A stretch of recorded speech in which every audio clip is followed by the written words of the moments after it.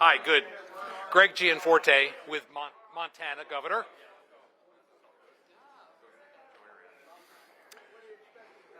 So we have 22 Republican governors here tonight. Of the 27, we had a couple, they were getting inaugurated today, so they couldn't be here, and another one's got delayed by the snow. But we're really pleased to be here at the invitation of the president-elect. It's been a long period without cooperation from Washington. So we're looking forward to the new administration coming in. We have a lot of business to get done on behalf of our state, so we're just pleased to be here to meet with the president. What's at the top of the agenda tonight? Well, I think it's different depending on the state. I know for Montana, we've wrestled with overreach from the EPA, problems with other agencies, whether it's Interior or with public lands. But I know each governor that's standing up here has expressed frustration. When President Trump was in office previously, we'd have periodic phone calls, regular interactions where we could express the concerns and really collaborate. We've had a number of situations with the current administration where it's been crickets. We haven't heard anything. Governor Dwight, can you speak to your thought process now that J.D. Vance has officially said that he is going to resign tonight? Sure. We certainly have been working on this for some time, and I'll have an announcement probably next week. I'm looking for someone, first of all, who will be a worker in the U.S. Senate. I spent 12 years there. I think I have a pretty good idea what it takes to be successful. I want someone who understands Ohio, who has a deep knowledge of our state. We need that strong advocate there. Also has to be someone who's willing to run in 2 years and then turn right around and run 2 years after that. So Ohio's a big state. That's a tough thing to do. Also, someone who can win a primary and who can win a general election in Ohio. So those are the kind of the main criteria. Yeah. Whether or not he wants to go to Senate or run for governor in 2 years. Well, I'm not going to get into that tonight. So. Thanks, everybody. Governor DeSantis, just your reaction to Matt Gaetz mowing a gubernatorial bid? I don't really have a reaction to it. I mean, it's so far away that for that race to happen. I think my thing is I had to do a special election to fill that seat because he resigned from the seat. I wish we had full strength in the House to help the president get his agenda done. That's where the fight is right now. Florida, the fight was in 18 here when we were at a crossroads. If you look now at the results across the state, the left is lying in ruins. The Democratic Party is on the mat. So we've got it handled here. I think the people need to be up there fighting for President Trump and to deliver on his mandate. And so any congressman should be wanting to go up there and do that. And we expect all our Florida congressmen to actually deliver on these promises.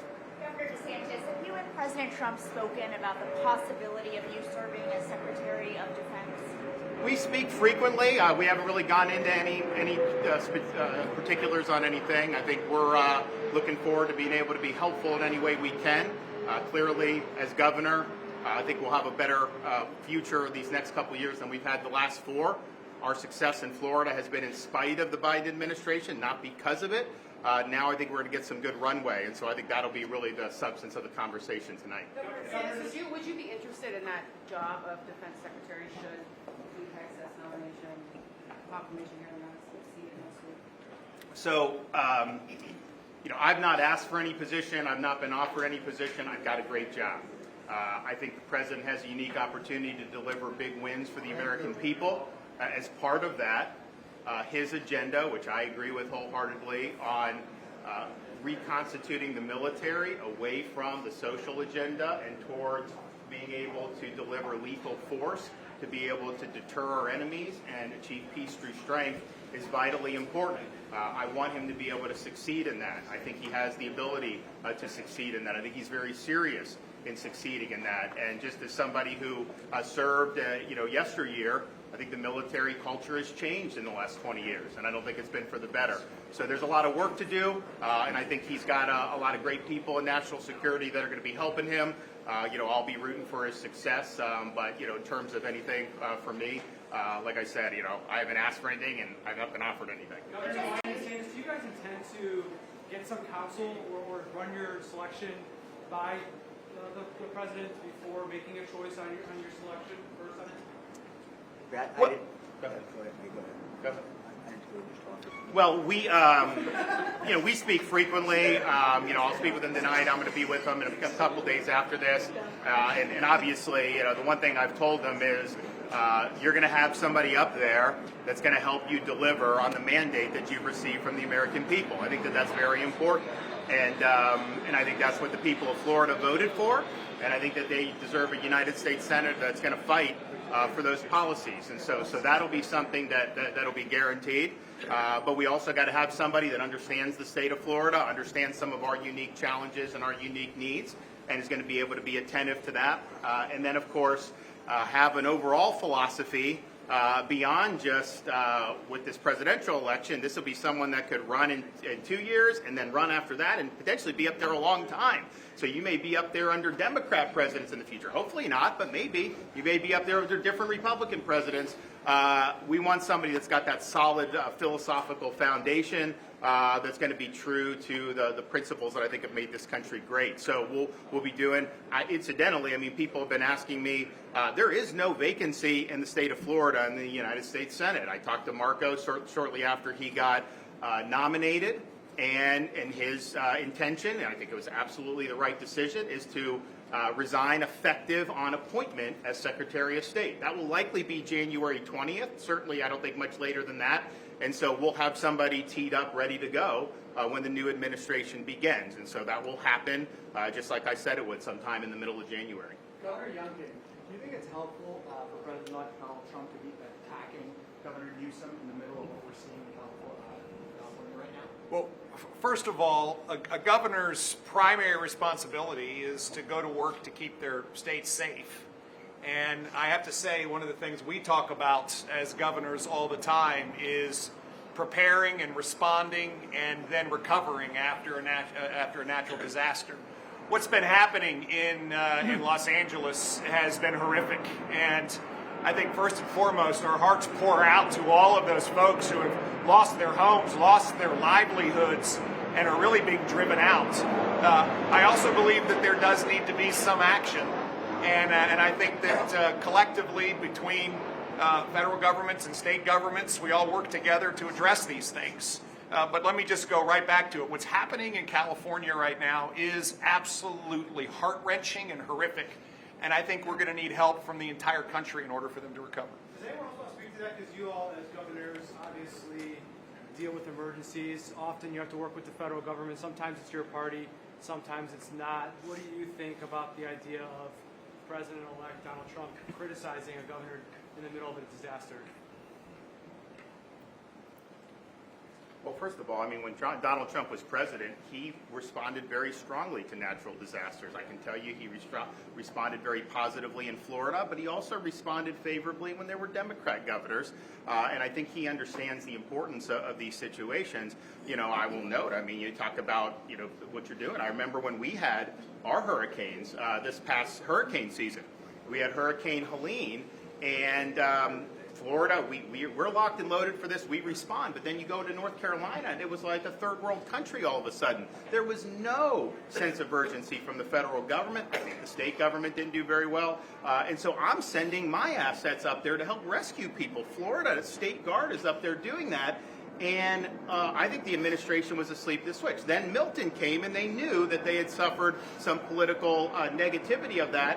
So I have Harris trying to pick a fight with me in the middle of Hurricane Milton, saying, "Ooh, he's not taking my calls." I tell you, she never called me in my whole tenure as governor on any natural disasters, and I'm not sure she's done very much on this one, even though she's there. So, these things are go how they go, but I can tell you, and I'll say the same with Biden. I worked well with Biden during his time in natural disasters, and I worked well with Donald Trump. So I'm very confident as a state that knows we face these, that a Trump administration is going to be very strong and is going to be there for the people regardless of party.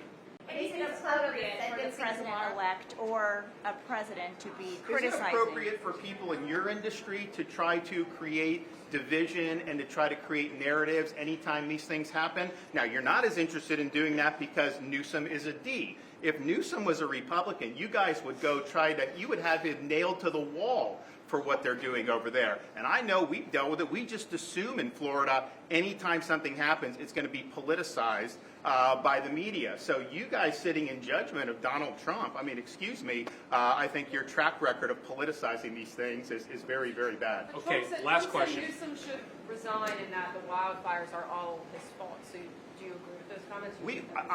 I remember when we had the Surfside Tower collapse, I had people from the Washington Post trying to blame me for it immediately without having any facts or anything. Oh, he didn't declare a state of emergency. First of all, state of emergency doesn't mean you can't Biden respond. didn't, though. It's all that. Excuse me? Biden did it. I think that's what you said. Well, but what I'm telling you is you guys are trying to make an issue of it when I have watched from this seat. In fact, when I got elected governor, I was meeting with some of the other Republican governors, and what they would say is, hey, if you have a natural disaster, just know media's coming at you, they're going to do it. It's not the same. That mayor of LA, if that were a Republican mayor, I could only imagine what that would do.